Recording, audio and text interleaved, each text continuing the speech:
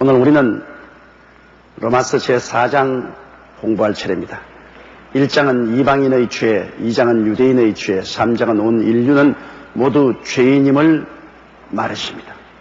그래서 오직 우리 구원은 인간의 힘으로 받을 수 없다. 그것을 분명히 성경은 말했습니다. 이제 제4장 우리가 읽으십시다. 4장 1절입니다. 그런즉 육신으로 우리 조상된 아브라함이 무엇을 얻었다 하리요. 여러분, 아브라함이라는 대단한 인물입니다. 왜냐하면 유대인의 조상이요, 그리고 우리 모든 믿는 자들의 믿음의 조상입니다. 혈통으로는 유대인의 조상이요, 믿음으로서는 우리 모든 이방인의 조상이기 때문에 그 아브라함 할아버지 대단한 분입니다.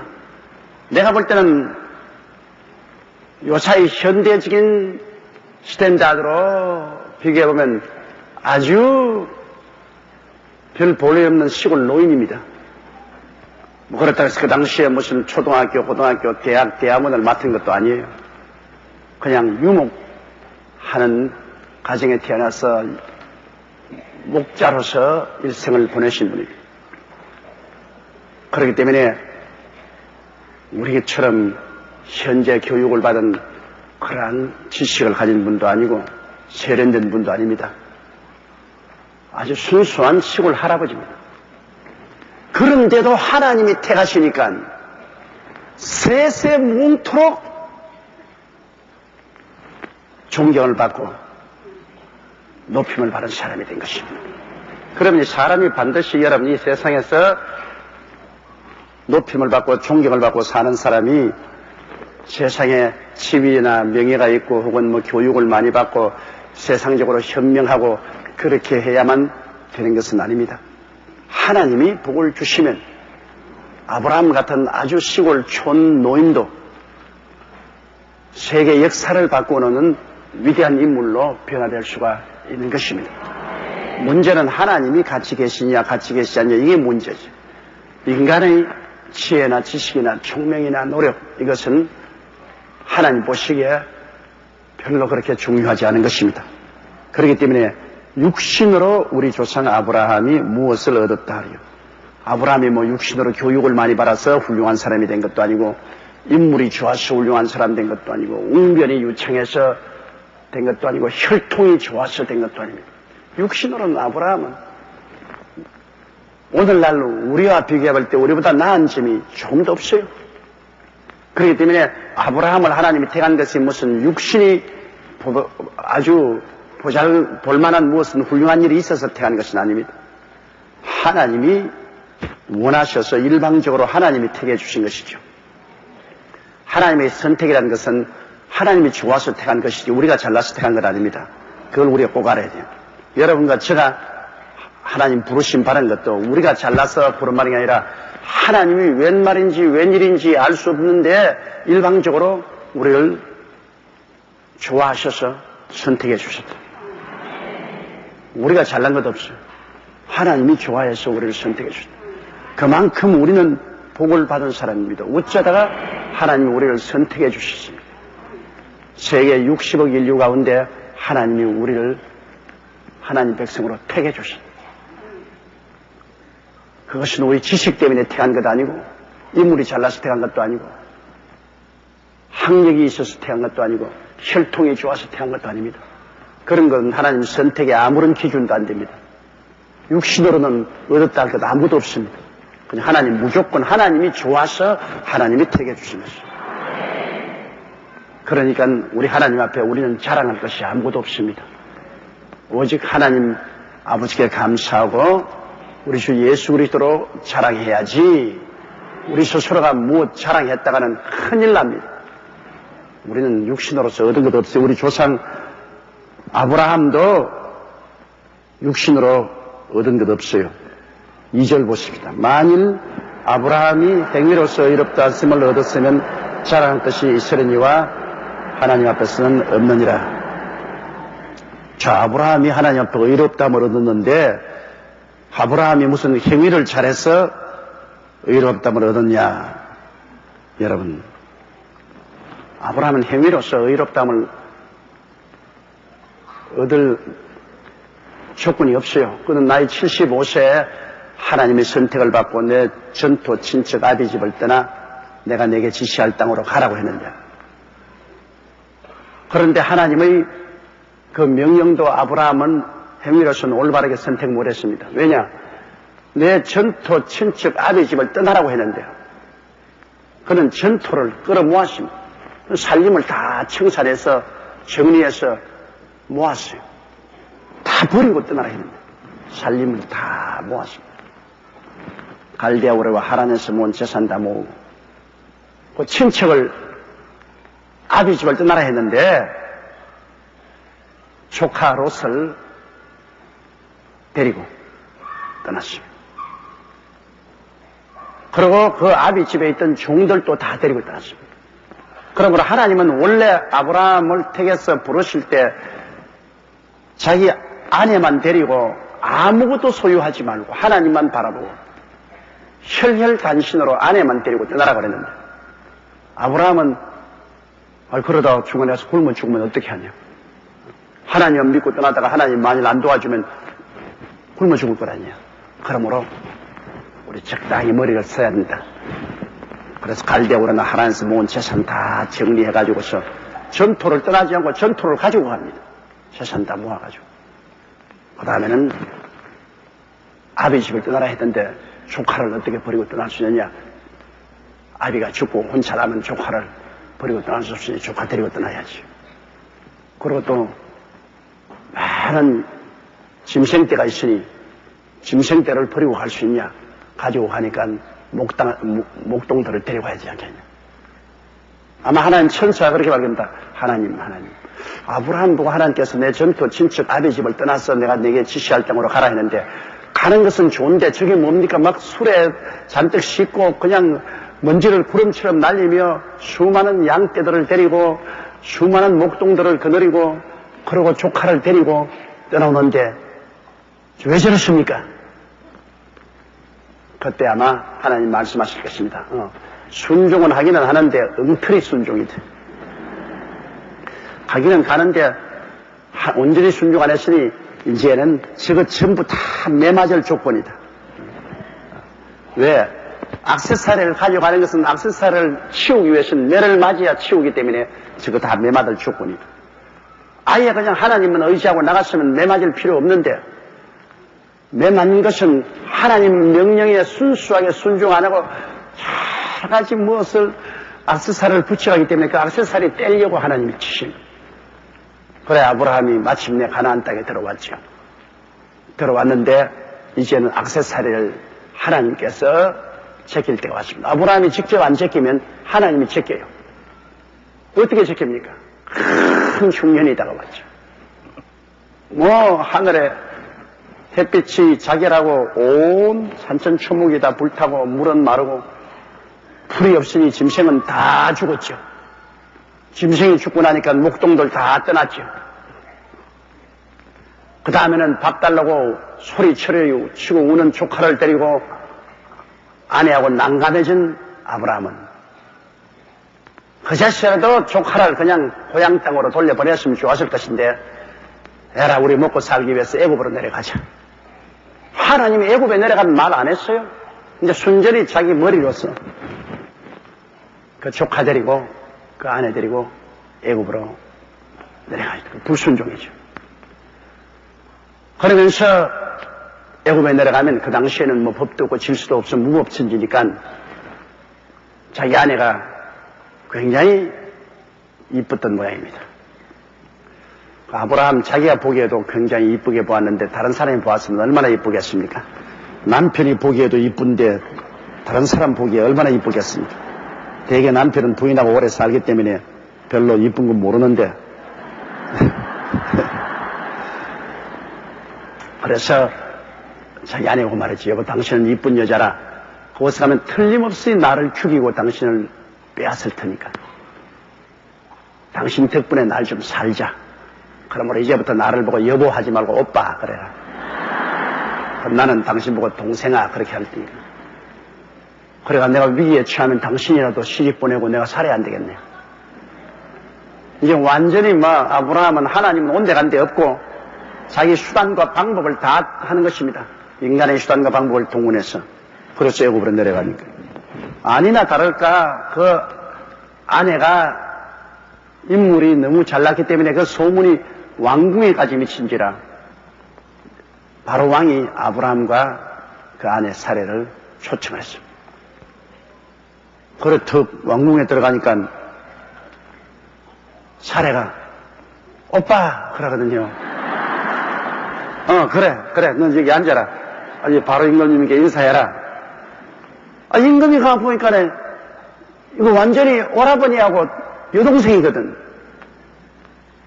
그래 두 사람 사이가 어떻게 되냐 모르니까 아브라함이 멍청 떡지고 내 여동생입니다. 아버님 세상을 뜨시고 우리 남매간에 이렇게 뜨돌이 생활을 하고 있습니다.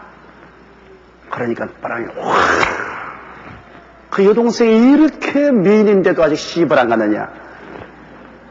내가 장가들겠다. 그래가 대번에 아내를 바로에게 시집 보냈죠. 그 아내 덕분에 바로가 처남 정말 좋은 여동생을 주어서 내게 좋다고. 그래가지고 우양도 많이 얻고 노비도 많이 얻어서 마누라 덕분에 아주 큰 부자가 됐어요. 참 팔자 좋은 사람은 이래도 부자 되고 저래도 부자 되고. 전부 기근이 와서 팔레스타인에서 다 잃어버린 그 양떼와 소떼, 종, 도로 다 얻었어요. 그래도 아내를 바로에게 시집 보내고 난 다음 그 대가로서 그런 것도 얻어가지고서 자기 마음에 편할 리가 있겠습니까? 그러니까 아마 아브라함이 크게 회개했을 것입니다. 땅을 치고 회개하고 하나님 아버지여 한 번만 기회를 주셔서 그러면 진짜 순종하겠습니다. 하나님이 한 번만 기회를 주시면 내가 조카 롯도 떠나보내고 완전히 순종해서 나오겠으니까 주님 한 번만 기회를 주십시오. 아마 땅을 치고 회개하고 기도했을 거예요. 사람이 고난을 받아야 회개를 해요. 좋으면 더덕지 다 그대로 붙여서 걸머쥐고 다녀요. 그러나 고난이 오면 더덕지 다 떼버리는 것입니다. 그 아브라함은 1차 고난을 통해서 종들 다 돌려보내고 가져왔던 재산들 다 잃어버리지 않습니까? 이제 2차 고난을 통해서 비로소 조카하고 헤어질 수 있는 마음의 준비가 됩니다. 그 조카하고 인연이라는 것이 얼마나 강했던지 보통으로는 떨어지지 않아요. 그러나 아내를 빼앗기고야 조카가 무엇이고 소용이 있겠습니까? 그래서 그는 피와 눈물로 회개를 하고 그 결과로 하나님이 그 회개를 들어주셔서 바로에게 그가 아브라함의 동생이 아니라 아내라는 것을 나타내 주었습니다. 그래서 그 아내를 도로 돌려주고 그 보상도 톡톡히 주었습니다. 아브라함은 그 아내 사레와 조카를 데리고 결국 가나안 땅으로 돌아왔죠. 애굽에 가라고 말도 안 했는데 내려갔다가 이제 크게 혼이 나고 난 다음 가나안 땅으로 돌아왔어요. 가나안 땅으로 돌아왔는데 그래도 당장 조카하고 헤어지지 못합니다. 사람이라는 것이 회개할 때 다르고 또 좋아지면 또 마음이 달리 묻거든. 그 아브라함이 전형적인 그런 사람이에요. 가나안 들어왔으면 당장 헤어져야 되겠는데 헤어지면 조카와 함께 이제 조카에게도 양떼나 소떼를 좀 나누어 주고 그래서 같이 있는데 양떼와 소떼의 수가 늘으니까 그 가나안 땅은 풀밭이 별로 없고 물이 별로 없는지라 조카의 목동들과 아브라함의 목동들이 서로 풀밭 선점하려고 싸우고 서로 우물물 선점하려고 싸우고 그것이 연줄이 돼가지고서 아브라함과 조카하고 싸움이 벌어요. 밑에서 자꾸 축축이니까 위에 사람들이 싸우죠. 어린아이 싸움이 어른 싸움 된다 하지 않습니까? 아저씨와 조카 간에 그렇게 근질긴 인연을 가지고 있음에도 불구하고 밑에 있는 목동들이 서로 자꾸 싸워서 자꾸 고자질하니까 나중엔 아저씨와 조카끼리 우리가 마음이 상했어요. 그래서 비로소 아브라함이 그 조카보고 한 말이 네가 동일하면 내가 서로하고 네가 남이라면 내가 북이랄 테니 우리 헤어지자. 우리 이방인들 보는 앞에서 에제비 조카 싸우는 꼬락선이 보이지 말자. 그래서 비로소 헤어진 겁니다. 비로소 조카 롯이 저 요단떨을 바라보니 물도 넉넉하고 풀도 많은지라 요단떨로 내려갔다가 점점 옮겨서 소돔과 고모라 성으로 옮겨가버리고 마는 것입니다. 완전히 조카를 떠나보내고 비로소 이제 아브라함은 하나님이 원래 부르신 대로 순종하게 됐었는데 전또 친척 아비 집을 떠나라 했는데 떠나니까 다 떠났어요. 그리고 온전히 주님께서니까 주님께서 비로소 아브라함을 부르셔. 아브라함아 아브라함아 눈을 들어 동서남북을 바라보라. 내 눈에 보이는 그 땅을 내가 네게 주리니 영원하리라고 말씀했습니다. 온전히 순종해야 그 복을 주시는 것입니다. 순종을 안 하면 순종할 때까지 매를 맞습니다.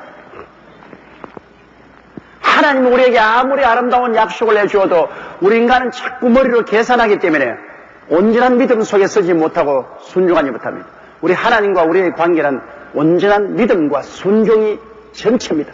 믿음과 순종 그 이외에 다른 더덕질을 붙이면 안 돼요.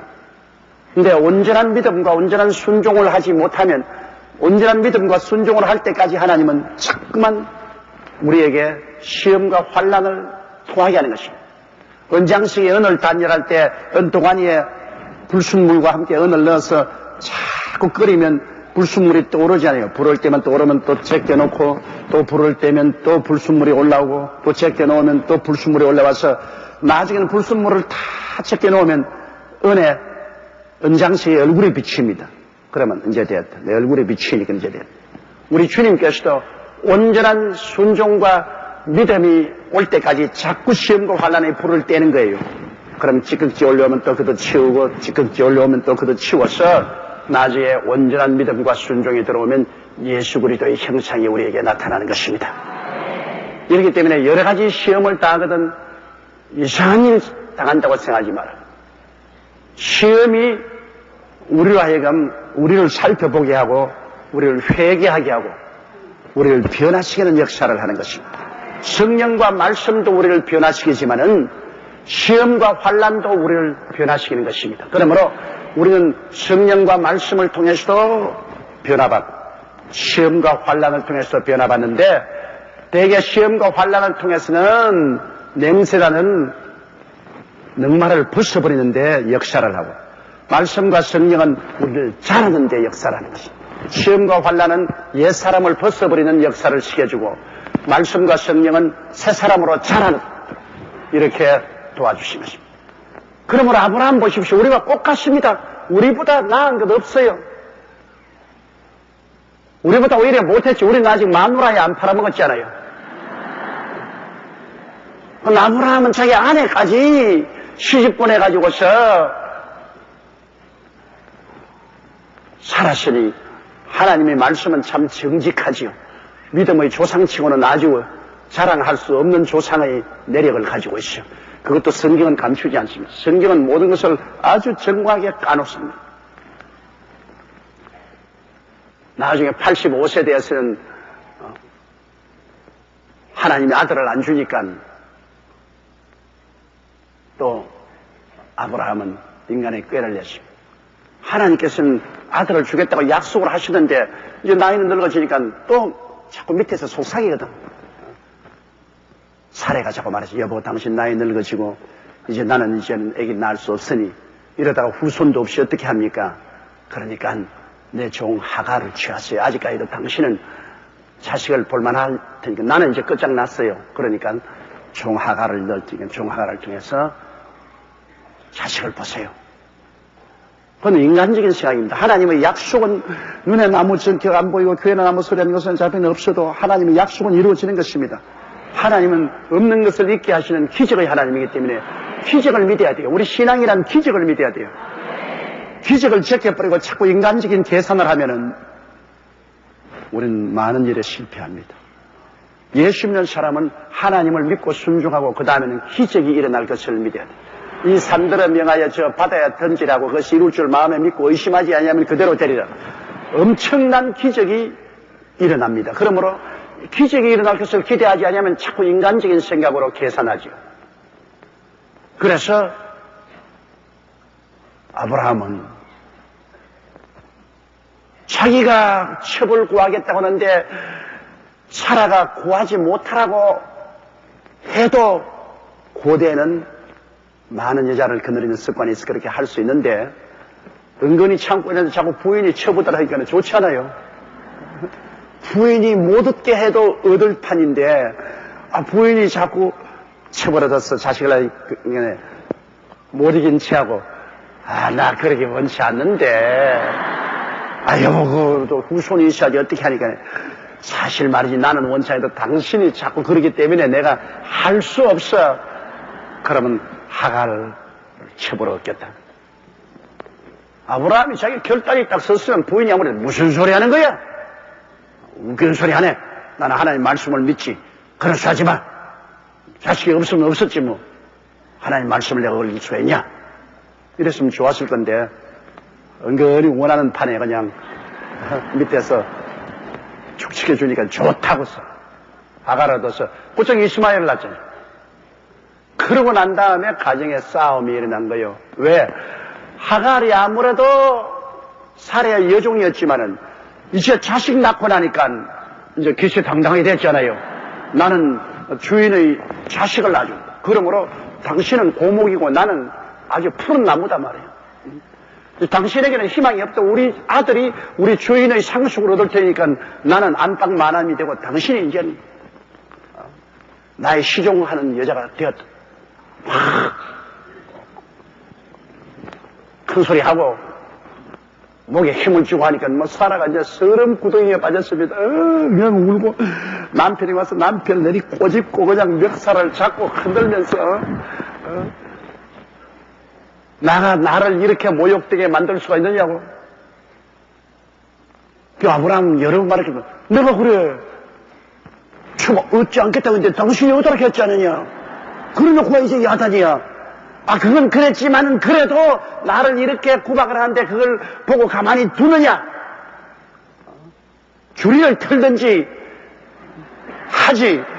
그래 나를 이렇게 구박을 하는데 그걸 가만히 보고 있는 당신이 더 나빠. 어떻게 하니? 내 자식을 낳은 애인데 상속자인데 그걸 어떻게 내 주리를 트느냐.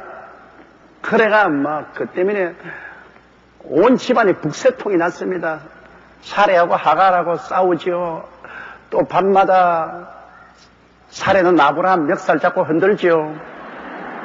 사는 게 아니에요. 그런 그 큰 시련을 겪은 그게 우리 믿음의 조상입니다. 그러므로 육신으로 말하면 아브라함이 자랑할 것이 아무것도 없어요. 요사이 같으면 여러분 아예 신문이나 잡지나 라디오에 크게 스캔들로 이름이 날 수 있는 분입니다. 그렇기 때문에 아브라함이 육신으로 뭐 잘한 일이 있어서 행위가 좋아서 그 대가로 하나님이 택했다고 생각하면 큰 오해입니다. 아무것도 없어요. 아브라함 육신의 삶을 보면 우리보다 잘난 것 조금도 없습니다. 우리가 믿음의 조상이라고 내놓을 만한 인간적인 그런 자랑이 없습니다. 그런 아브라함이 유대인의 조상이 되고 온 믿음의 조상이 된 것은 하나님이 택해 주셨기 때문에 된 것입니다. 그러함에도 불구하고 죄를 지었음에도 불구하고 못났음에도 불구하고 버림을 받아야 마땅함에도 불구하고 하나님이 택해 주셨다. 하나님 왜 택해 주었습니까? 그건 하나님이 주권에 달렸지 우리가 완고할 이유가 없습니다. 하나님 주권에 달렸어요. 예수님께서 하나님이 주권에 대한 이야기를 할 때 이렇게 말했습니다. 한 농부가 아침에 일꾼들을 사용할 때 내가 오늘 하루 종일 일하면 한 데나리를 주겠다. 점심 때 또 밖에 나가면 노는 사람이 있어. 들어오느라 일하면 한 데나리를 주겠다. 오후에 또 가보니까 또 아직 빈둥빈둥 노는 사람이 있어. 너도 우리 농장에 들어와서 일하라. 한 데나리를 주겠다. 이제 막 해가 뉘어지는데 또 일을 못하는 사람이 있어. 그 사람 또 불러가지고 있어. 너 한 데나리 줄 테니까 일하라. 그래가 이제 그 사람들은 와서 뭐 한 시간쯤 일하고 난 다음 해가 졌어요. 이제 주인이 사람들에게 품삯을 줍니다. 그런데 가만히 보니까 제일 늦게 와서 1시간쯤 일한 사람에게도 한 대나리 주거든. 그러니까 처음 들었으면, 이야, 우리는 하루 종일 뜨거운 태양을 견디고 땀을 흘리며 이렇기 때문에 우리에게는 많이 주겠지 기대했는데 전부 한 대나리씩 다 주거든요. 마지막 온 사람이나 낮에 온 사람이나 처음 온 사람이나 처음 온 사람이 불평을 가르쳐.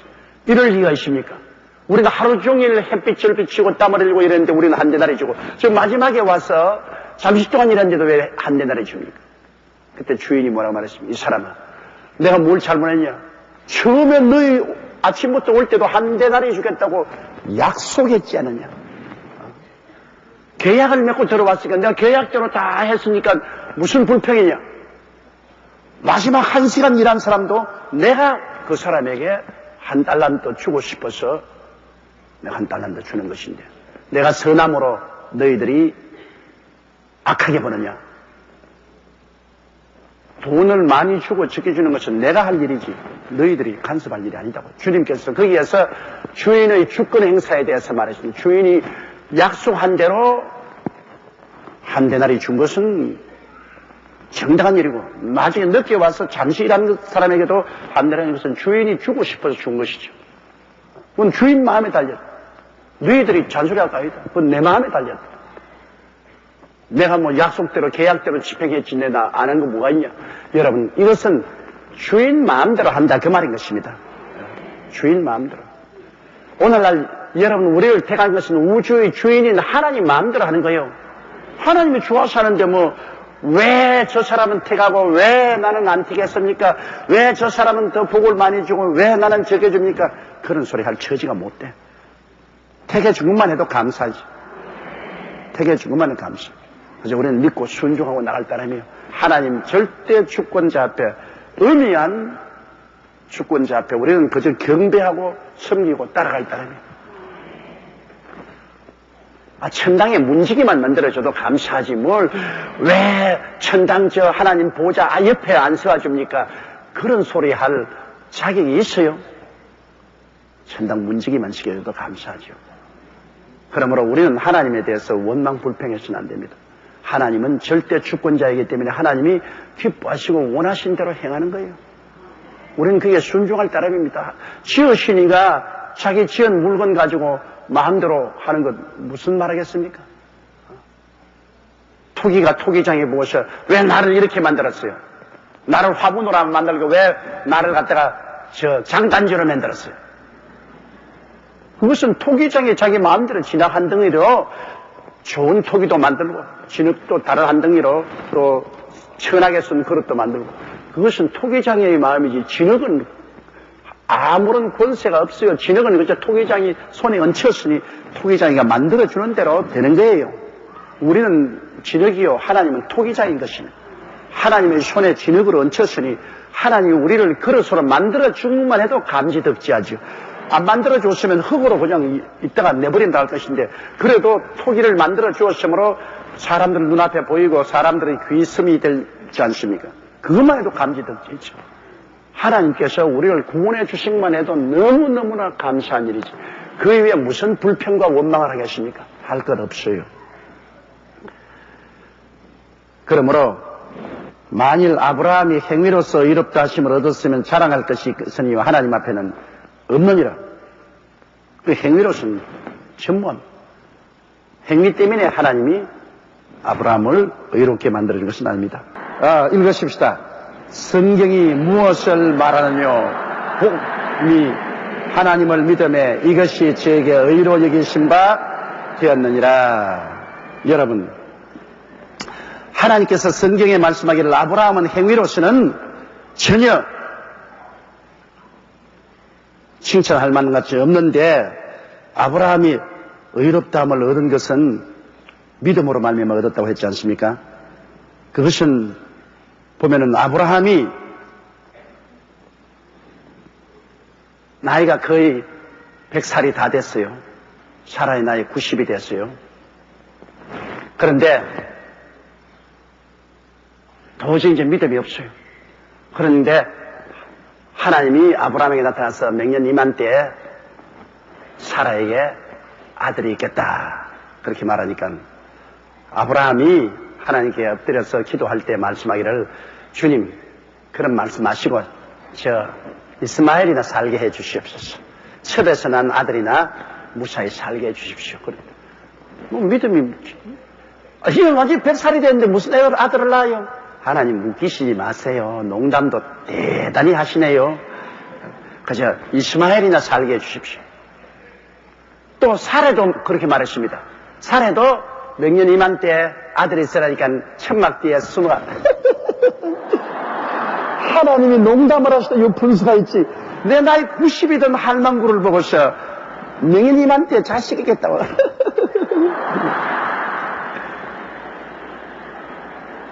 그 하나님께서 사라야 왜 웃느냐?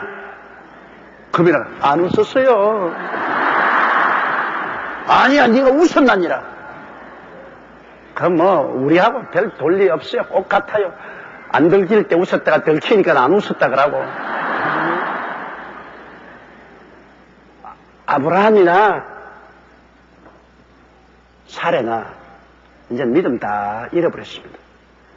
100살 된 할아버지의 90살 된 아내가 아들을 주겠다니까 여러분 인간적인 이성으로 생각하나 감각으로 생각하나 믿을 도리가 없죠.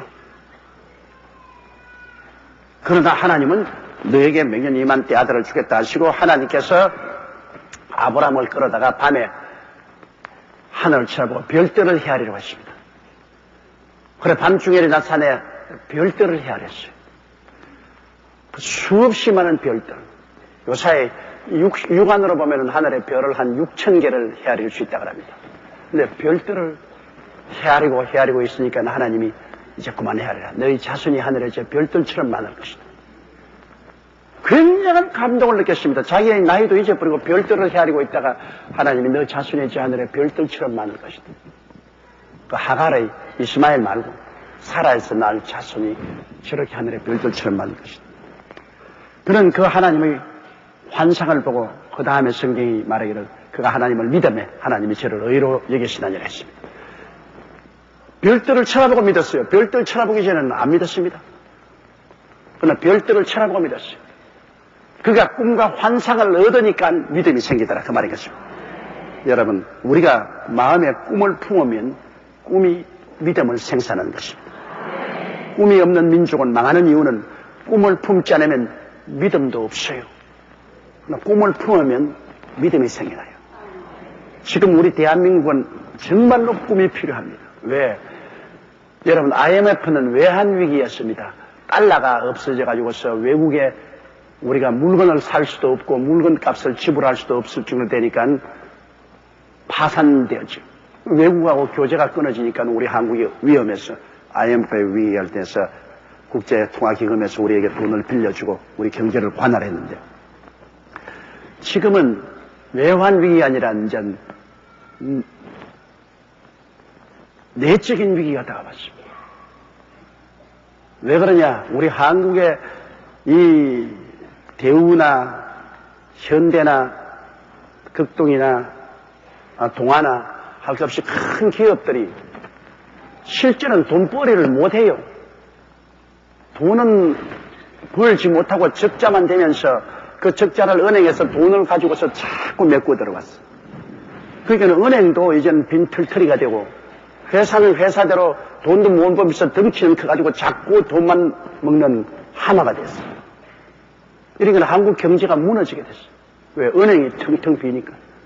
그럼 텅텅 비는 은행을 누가 메꿔주냐? 국민들이 세금을 내가지고서 몇십조 원씩 은행에 메꿔준다. 이대로 되면은 앞으로 이제 은행도 다 파산하고 이 큰 기업들은 그대로 내버려 놓아도 다 파산하고 그러면 한국 경제가 곤두박질 치고 빚더미에 올라가는 것입니다. 정말로 지금 11월, 12월이 어려운 고비입니다. 이거는 한국이 독립한 이후로 쌓여온 적폐가 이제 한꺼번에 드러난 것입니다. 쉽게 말하면 이제는 큰 수술을 해야 돼요. 돈 못 버는 회사는 덩치가 아무리 크든 적든 퇴출시켜야 돼요. 그래야 금융업, 은행이 살고, 은행이 살아야 국민 세금이 새지 않습니다. 그리고 국민 세금으로서는 국방을 해야죠. 교육을 해야죠. 길을 닦아야죠. 주택 지어야죠. 국민 보건 또한 연금, 뭐 여러 가지 국민을 위해 써야지. 이걸 망하는 회사에 그 돈 때리면서는 어떻게 하겠습니까? 그렇기 때문에 이제 큰 회사를 퇴출시켜야 돼요. 그래서 여러분 보시다시피 동아건설도 퇴출되고 지금 쌍용도 퇴출 위기에 있고 현대도 퇴출 위기에 있고 그리고 지금 대우실업이 퇴출되고 뭐 그러니까 많은 회사가 무너지고 그 회사에 있던 실업인들이 많이 나오고 그러므로 노동자들이 나서 매일 반정부 시위하고 데모하고 아주 시끄럽게 되어 있습니다. 그러나 우리의 몸에 병이 들면 여러분 다리에 암이 생기면 다리를 잘라내야 돼요. 안 잘라내면 몸 전체가 다 죽어요. 그런데 다리를 잘라내는데 한 달 이내에 잘라내야 되는데 그거 잘라내기는 너무나 아프고 피가 나고 어려우니까 이거 그저 붕대로 감아놓죠. 한 달이 지나면. 그 다음에는 이제 못 잘라요. 그 암이 온 창자로 다 퍼지기 때문에 그 다음에 잘라내는 것이 아니라 그 다음에는 장례식을 치러야 돼요. 장례식을 치르지 않으려면 피를 흐르고 아파도 잘라내야 돼요. 그 시기를 놓치면 장례를 치러야 돼요. 우리 한국 경제가 금년 11월, 12월 2달 동안에 수술을 해야 돼요. 이 11월, 12월이 넘으면 장례를 치러야 됩니다. 우스운 문제가 아니에요. 지금이 피를 흘리고 고통스러워도 칼을 들고 잘라내야 돼요. 안 그러면 맹년에 2001년도에는 어화홍, 어하남차 어하홍, 이제 가면 언제 오나 어하홍. 이제 가면 언제 오지도 못해 이제 우리 한국은 완전히 가라앉아 버린다고.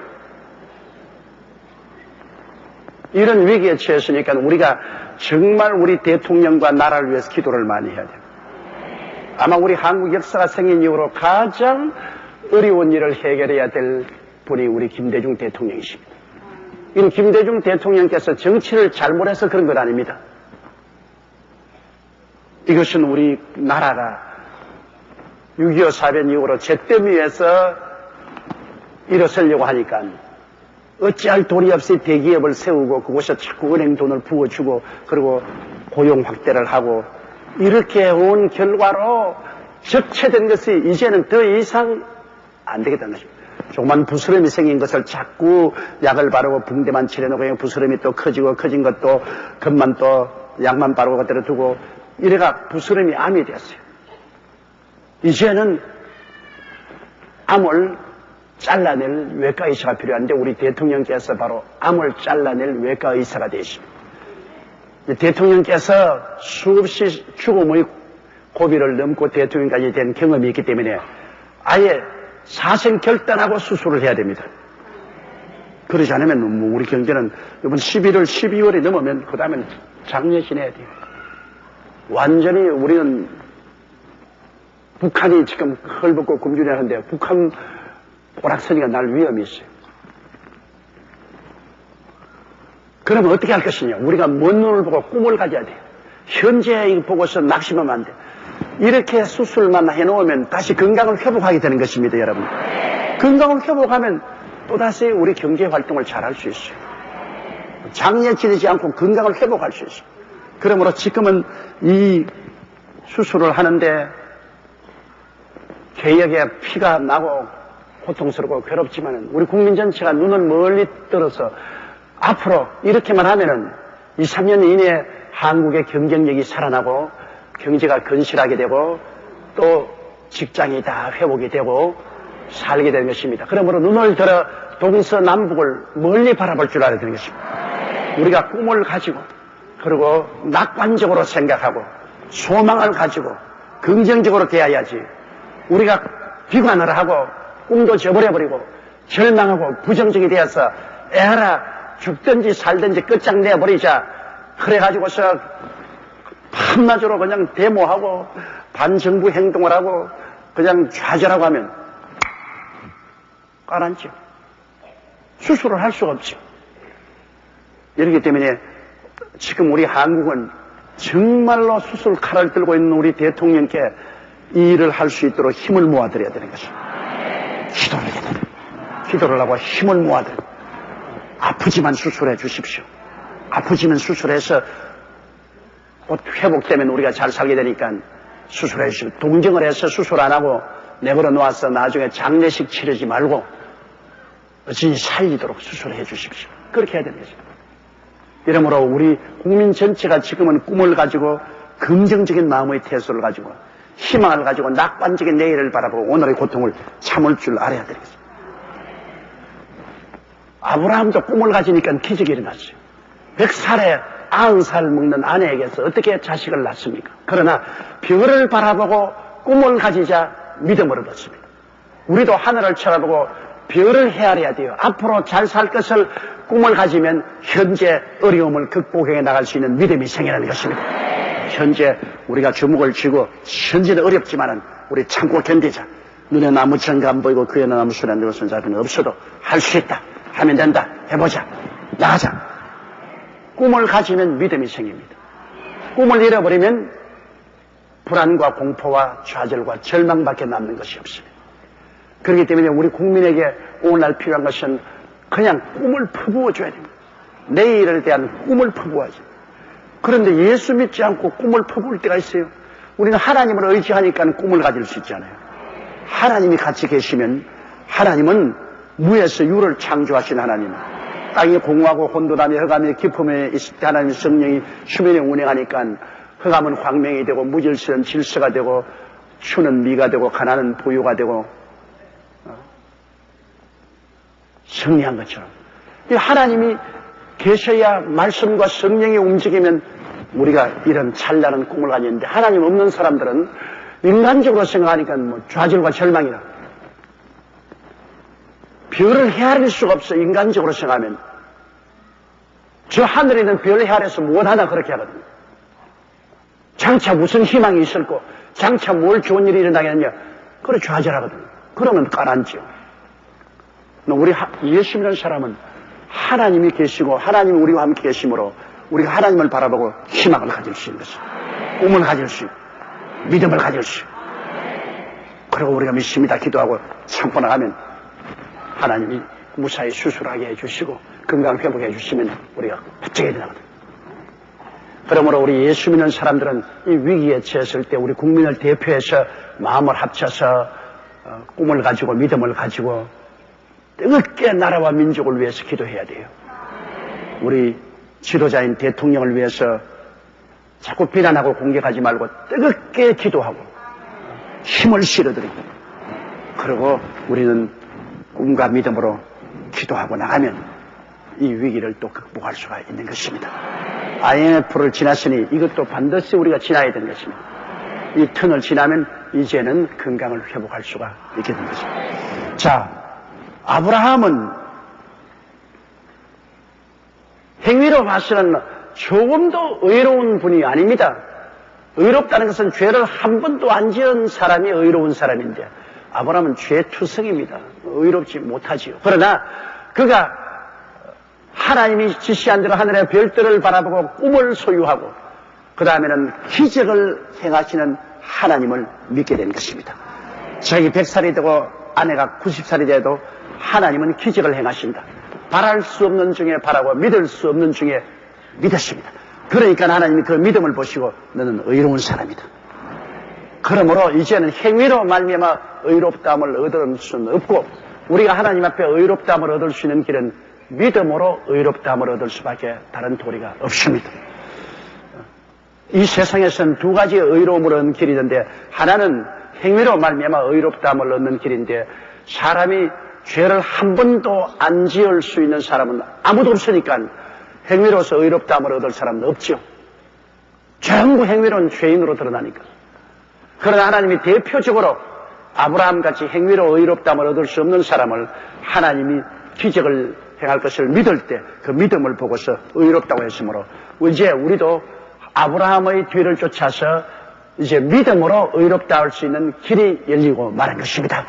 의롭지 않고는 하나님께 나갈 수 없으니까 하나님 앞에 나갈 때는 의의 옷을 입어야 나가는데 행위의 의의가 아니라 믿음으로 말미암아 의롭다함을 얻고 하나님 앞에 설 수 있는 그 길을 아브라함이 보여주신 것입니다. 이 4절 보십시다. 일하는 자에게는 그 삭슬 은혜로 여기지 아니하고 빚으로 여깁니다. 자, 하루 종일 여러분 일한 사람에게 임금을 줄 때 은혜로 주는 거다. 그러면 뭐랍니까? 웃기는 소리 하네. 하루 종일 내가 뼈 빠지게 일해서 대가로서 얻는 것이지 내가 어떻게 은혜로 얻는 것이냐.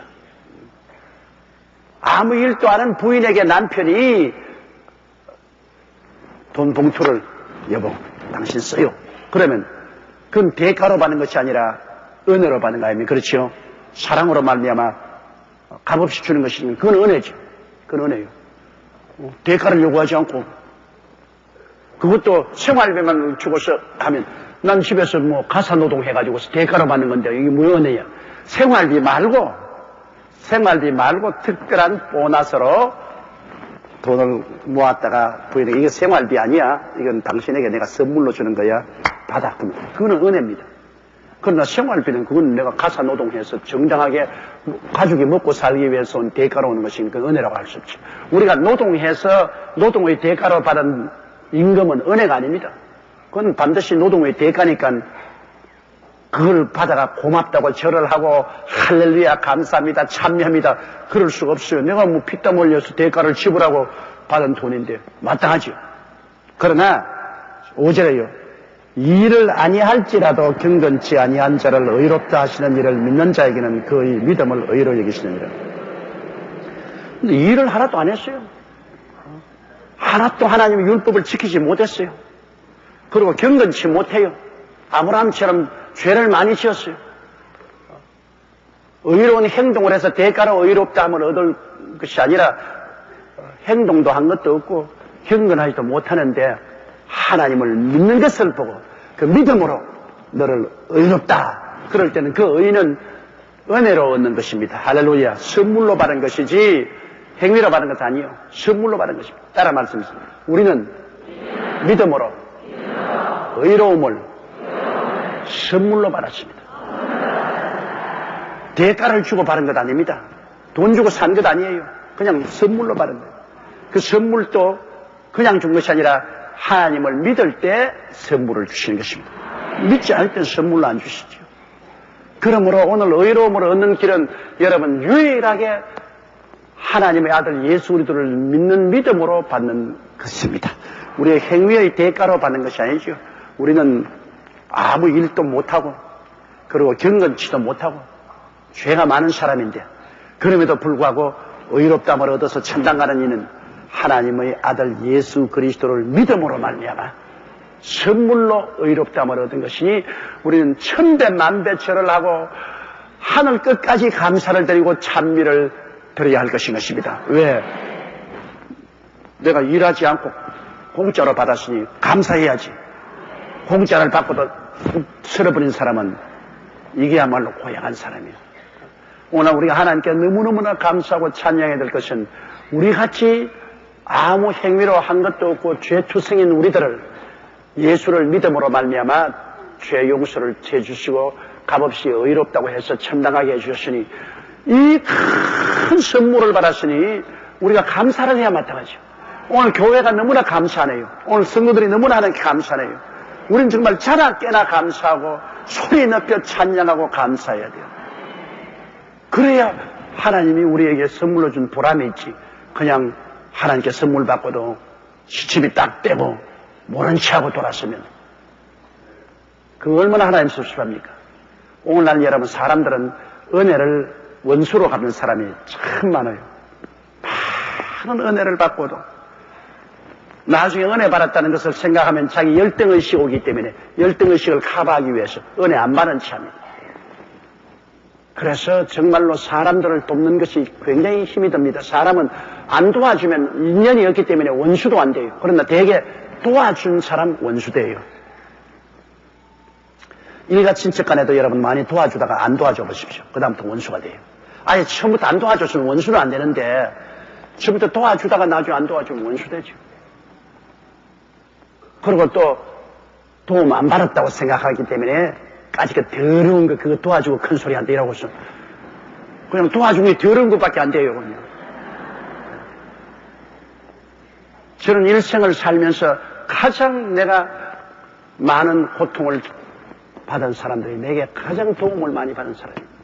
주의 종들도 그렇고 우리 장로님이나 일반 성도들에게도 내가 정말 눈물을 흘리면서 도와준 사람들이 안 그런 사람도 많이 있지만은 그런 사람들이 등에 와서 칼을 엎는 그런 경험을 많이 했습니다.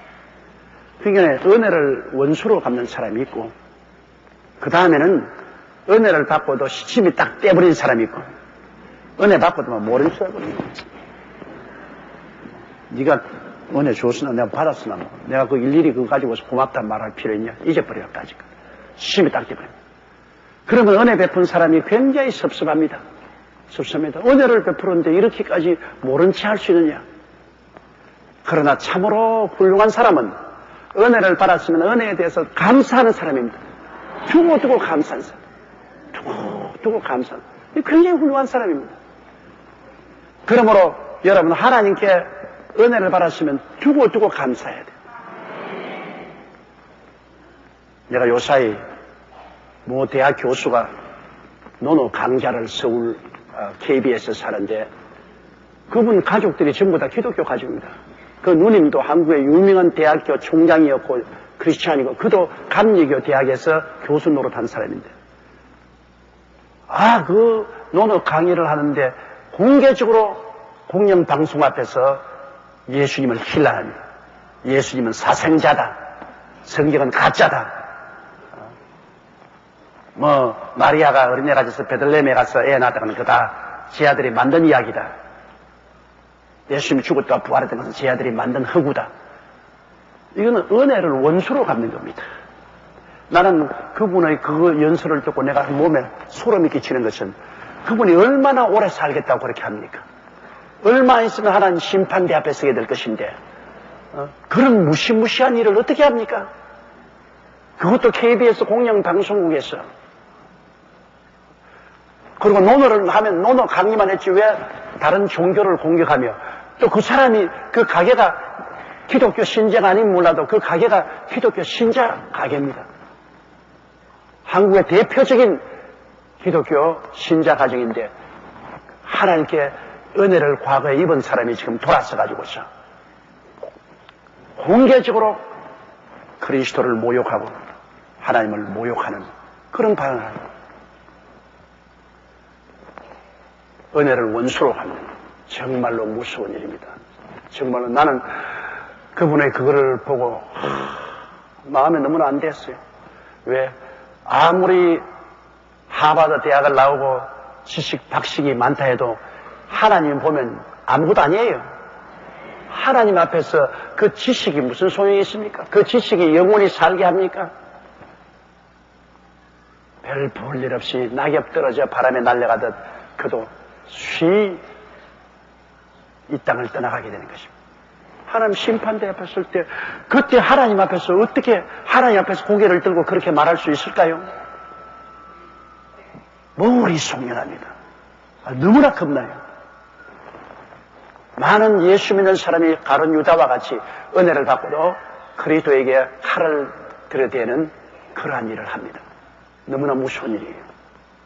그런 일은 하지 말아야 돼요. 절대로 그리스도에게 은혜 받고 예수님을 배반하는 그런 일 하지 말아야 돼요. 또 너무나 많은 예수 믿는 사람들이 예수 믿고 구원을 받았음에도 불구하고 입 닦아버리는 사람 많아요. 그래서 예수 믿어주는 것 큰 공을 세운 줄로 생각합니다. 내가 예수 믿어주었는데 내가 교회에 나가주었는데 이만해도 내가 큰 공로를 세웠지. 세상에 예수 믿어주었는데 내가 교회에 나가주었는데 오히려 큰 소리 꽝꽝합니다. 무슨 예수님이 여러분에게 사정하는 거진 줄 생각합니까? 우리 죽어서 지옥 갈 벌레 같은 인생을 주님이 십자가에 못 박여 몸을 찢고 피를 흘려서 우리에게 긍휼을 베풀어서 구원해 주셨는데 오히려 큰 소리 꽉 합니다. 이건 무슨 어떤 사람이냐? 물에 빠진 사람 건져 놓으니까 보따리 찾아내라 하더라. 그런 신자들입니다. 오늘 주님이 물에 빠져서 죽는 걸 건져 놓으니까 오히려 보따리 찾아내라고. 그렇게 땡깡 부리는 이런 신자들이 많아요. 그것도 정말 너무나 안 돼요. 참된 사람은 예수께 은혜 받았으면 아예 눈물로 주야로 감사를 드려야 돼요. 주님을 감사하고 찬양하고 정말 주님의 영광을 위해서 감사하고 기뻐하는 그런 삶을 살아야 됩니다. 왜? 우리가 공짜로 받았는데 무슨 대가를 주고 받았습니까?